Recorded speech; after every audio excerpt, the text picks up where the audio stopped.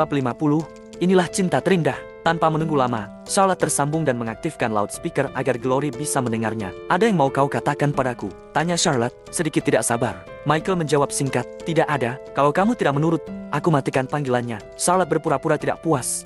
Jangan. Baiklah, aku ngomong dengan pasrah. Michael berkata, ada pameran mobil di kota angkasa besok. Aku ingin mengajak kalian. Celine seharian di rumah, pasti bosan. Ini kesempatan untuk bersantai. Seulas senyum tipis terukir di bibir Charlotte, meskipun ia berusaha menyembunyikannya. Charlotte langsung memprotes. Apa bagusnya pameran mobil? Lebih baik aku bekerja. Michael membujuk, kalau pameran mobil tidak menarik, kita bisa pergi ke tempat lain. Kota angkasa sangat besar, pemandangan malamnya indah. Ingat, kamu pernah bermimpi mengunjungi menara TV Bond dan Oriental Pearl. Ada banyak makanan enak di sana. Celine pasti senang. Senyum Charlotte melebar. Celine baru 4 tahun, dia tidak akan ingat. Suruh saja dia main game di ponselnya agar tidak bosan, sahutnya. Yang mulia Ratu Charlotte kesayanganku. Michael hampir menangis. Erwin bahkan sudah memesan tiket untukmu, 6 juta per tiket. Tolong kasihani aku. Beri aku kesempatan. Siapa juga sayangmu. Jangan bicara omong kosong. Charlotte kesal. Baiklah. Michael menyerah.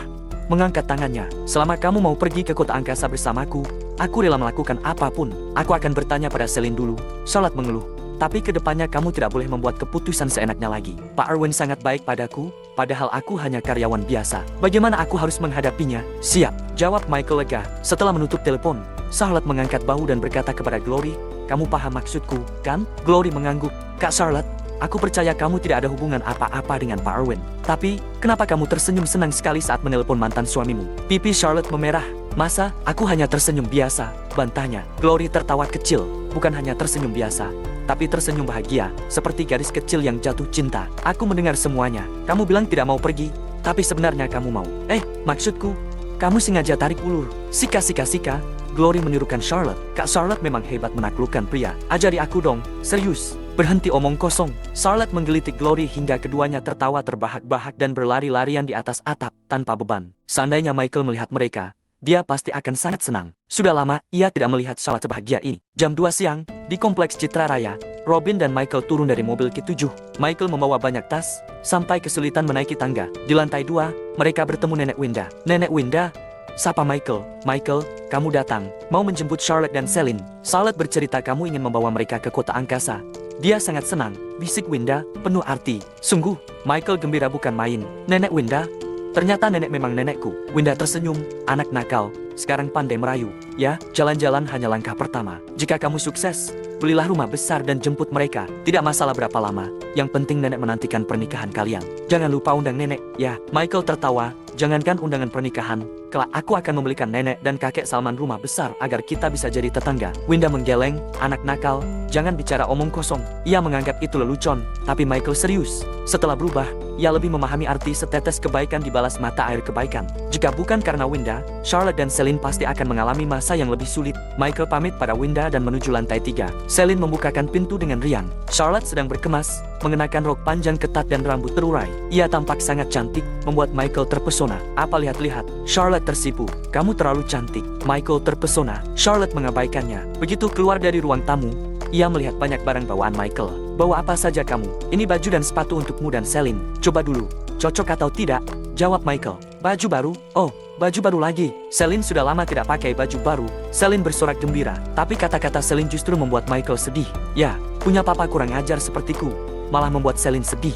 Michael memeluk Celine erat-erat. Papa bukan kurang ajar, papa adalah papa yang baik, Celine berkata dengan serius. Michael menahan air mata, lalu tersenyum. Cepat coba, Celine akan menjadi putri papa tercantik. Oke, Celine berlari ke kamar tidur, diikuti Charlotte. Charlotte tidak menolak seperti sebelumnya, ia sudah belajar menerima. Tidak lama kemudian, mereka keluar dari kamar tidur, berpenampilan baru yang membuat mereka terlihat sangat cantik. Ayo siap-siap, kita harus segera pergi, temanmu masih menunggu di bawah. Kenapa tidak menyuruhnya kemari? Charlotte sedikit gugup, menghindari tatapan Michael. Michael menarik napas dalam-dalam. Ini semua yang paling pantas kalian dapatkan. Aku bersumpah kepada Tuhan, jika sampai membuat kalian menderita lagi, aku akan. Jangan diteruskan. Charlotte menyela dengan cepat. Mama marah, papa tidak boleh ngomong lagi. Celine ikut menyela. Michael tersenyum pahit. Oke, papa tidak akan bicara lagi.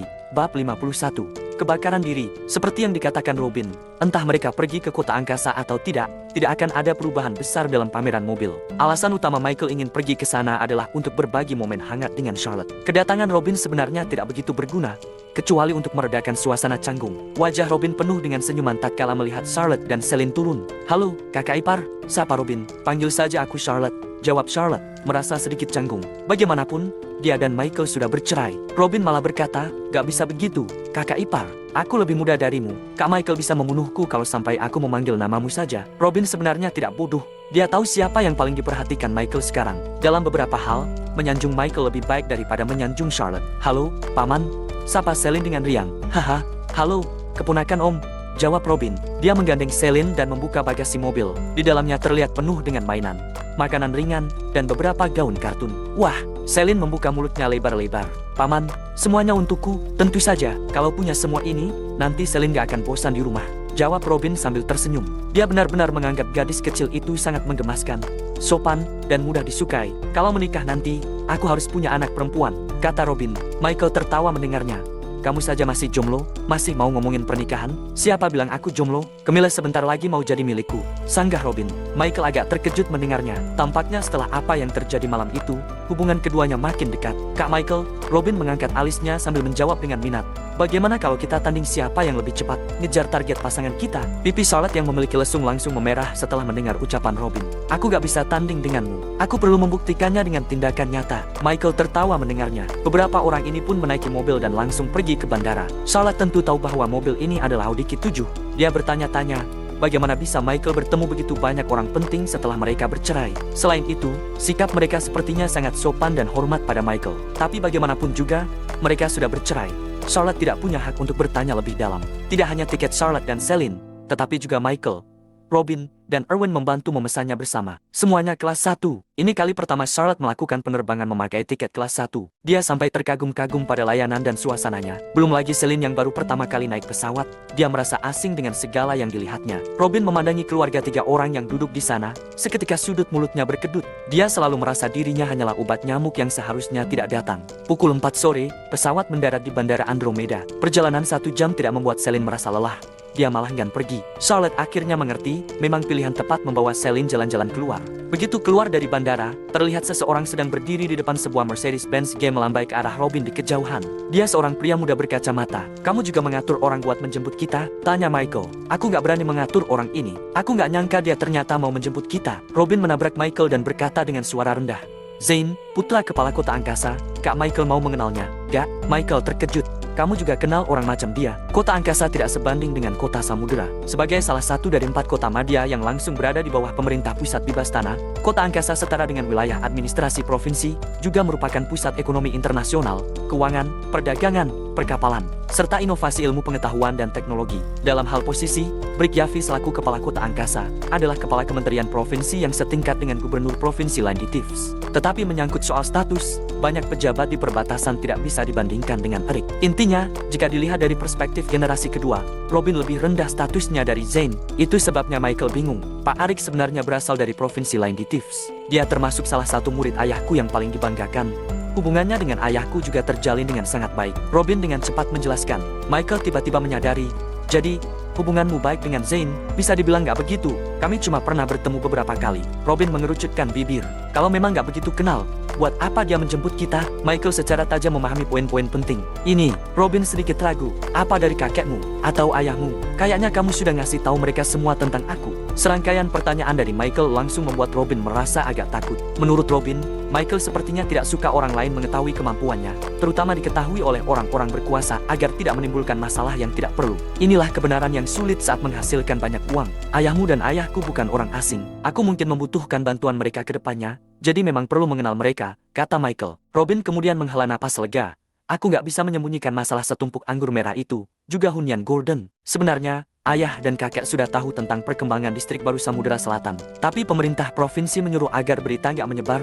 Mereka juga gak ngasih tahu aku. Jadi, begitu mereka tahu kalau aku tanda tangan kontrak yang menghasilkan banyak uang, mereka sangat terkejut." Michael mengangguk sambil menunggu Robin meneruskan ucapannya. Robin kemudian kembali berkata, Beberapa hari yang lalu kakek bilang kalau kamu ada waktu, dia ingin bertemu. Tapi karena takut kamu gak senang, jadi aku belum ngomong apa-apa soal ini ke kamu. Kakekmu adalah mantan gubernur provinsi lain di Thieves. Dia juga seorang pemimpin negara dan rakyat yang baik. Suatu kehormatan bagiku bisa menemuinya. Berapa banyak orang yang mau bertemu dengannya. Tapi malah takut aku gak senang kalau bertemu dengannya. Bagimu, aku ini orang macam apa? Michael menggelengkan kepalanya sambil tersenyum masam. Robin pun menimpali dengan sungguh-sungguh. Kak Michael, kamu mungkin bukan orang besar sekarang. Tapi, aku yakin gak lama lagi kamu bakal berdiri di puncak piramida.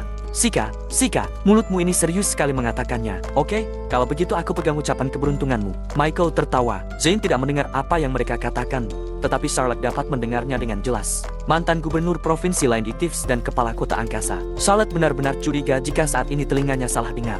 Michael hanyalah warga sipil biasa. Walaupun dia mampu menghasilkan sedikit uang karena keberuntungan, tidak mungkin bisa menjadi orang besar sampai selevel itu, kan? Apa mungkin Michael masih belum menghilangkan kebiasaannya dalam berbohong dan menyombongkan diri? Lalu kebetulan bertemu dengan Robin, seorang teman rubah yang sepemikiran. Itu sebabnya keduanya hidup di dunia mimpi. Charlotte benar-benar berpikir begitu. Namun, dia kembali terpikirkan dengan kendaraan Q7 milik Robin, sikap Erwin terhadapnya, serta Mercedes-Benz G milik Zane. Charlotte selalu merasa bahwa pria yang pernah membiarkan dirinya putus asa ini tampaknya benar-benar mengalami perubahan yang mengguncang dunia. Sebelum Charlotte sempat berpikir terlalu jauh, suara sarkasme Zane datang dari depan. Aduh, kehadiran Tuan Muda Robin benar-benar membuat kota angkasa bersinar. Robin hanya menanggapi dengan tak berdaya. Kalau aku bisa membuat kota angkasa bersinar, kamu juga bisa membuat kota samudera bersinar. Aku cuma bercanda. Kamu ini selalu saja bikin pembicaraan jadi canggung. Atensi Zane pun tertuju pada Michael. Siapa dia? Kak Michael, jawab Robin. Zane terkekeh. Kak Michael? Memangnya dia gak punya nama sampai dipanggil hanya Kak Michael? Robin mengerutkan kening usai mendengar ucapan Zane. Zane sepertinya tidak senang. Namaku Michael Lincoln, kata Michael tepat menjawab Zane. Robin turut berkata, posisi Kak Michael di hatiku gak lebih rendah dari ayah dan kakekku. Kita berdua seumuran, jadi gak salah kalau kamu juga manggil dia Kak Michael. Robin, kita gak sering ketemu, tapi kamu mengenalku. Orang yang kamu panggil kakak ini, belum tentu punya hak aku panggil kakak juga. Paham? Zane menggelengkan kepalanya dengan pelan.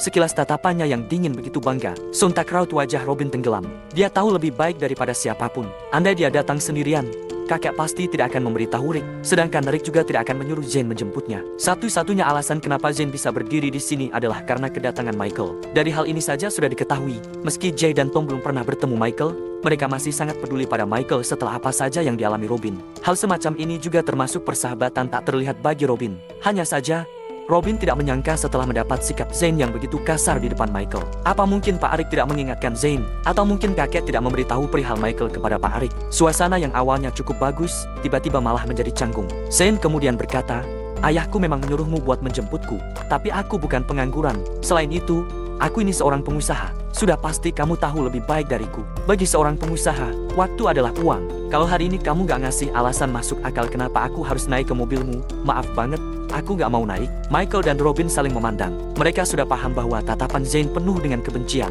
Itu sebabnya sedari awal gaya bicara Zane terdengar aneh. Namun, mereka tidak tahu bahwa Arik tidak memberitahu Zane siapa yang harus dijemput, tetapi hanya memberitahu Zane untuk tiba di bandara secepat mungkin. Zane sedang sibuk mempersiapkan pembukaan serentak 3 dealer mobil Mercedes besok. Namun, dia bergegas kemari karena tidak berani melanggar perintah ayahnya. Sontak dia tidak senang setelah tahu siapa yang harus dia jemput. Dia pikir harus menjemput pria besar mana sampai membuatnya harus buru-buru kemari. Ternyata sih bukan apa-apa ini. Punya hak istimewa apa si Robin ini sampai harus menjemputnya secara pribadi? Memangnya tidak bisa mencari sopir atau semacamnya? Apa karena Robin adalah cucunya Pak Jay? Ayahnya terlalu membesar-besarkan hal kecil. Zane dan Robin tidak terlalu akrab.